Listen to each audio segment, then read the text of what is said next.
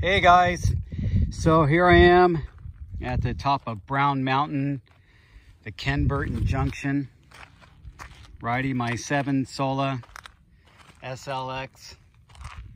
Here's the signage showing where I'm at. Got my pack kind of in the way. Take that down.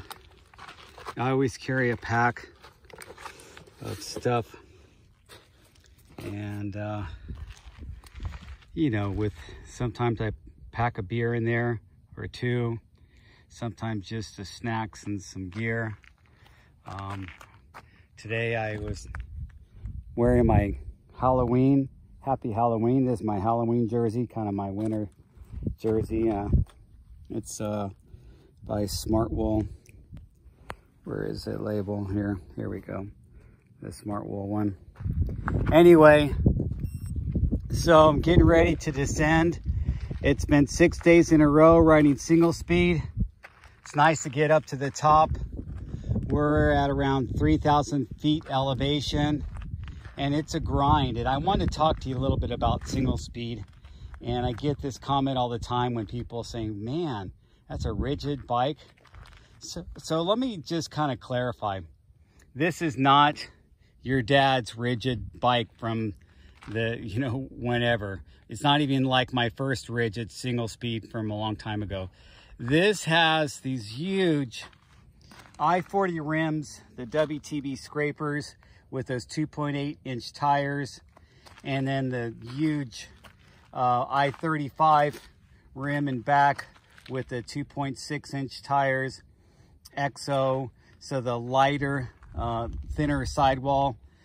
So it makes it a little more supple, but I have cush core in the back, and I have rim packed in the front to kind of add to the compliance of that tire. So it's heavier that way, it rolls heavier, but those big balloon tires help out a lot when you're talking a rigid bike. And this Envy fork is not like my Niner rigid fork. I built up a single speed, a Sur 9 single speed with a Niner fork. And that was, skinnier wheels or skinnier tires.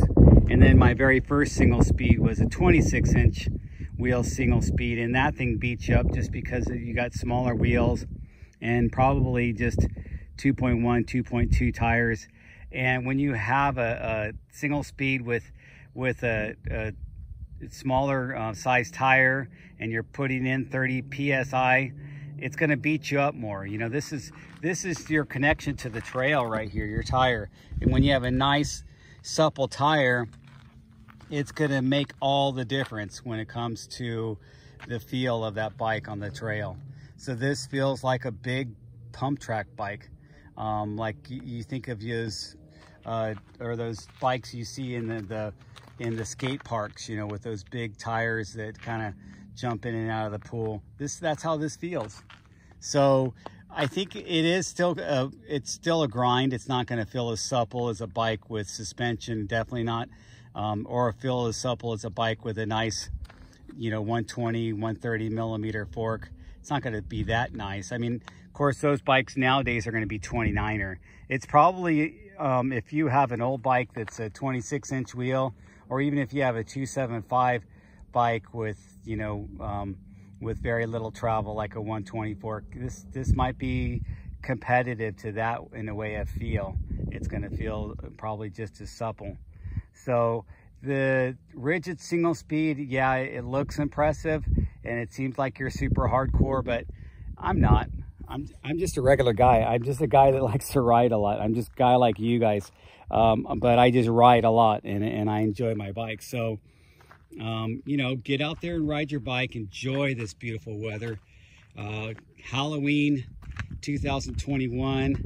It's not like I'm going to be getting some candy or anything like that. This is it. I come up here and I didn't bring a beer up here today. I'm just going to go down because I want to do some work today. It's end of the month for me. It's not really a holiday. I just have to finish out some things into the month. So look at these beautiful mountains and look at this area. You can see why I don't mind coming out here every day. And it doesn't feel, it does, you guys, the thing is with me and why I've maintain my fitness and why I say ride for life, fit for life, is because it doesn't feel like I'm exercising.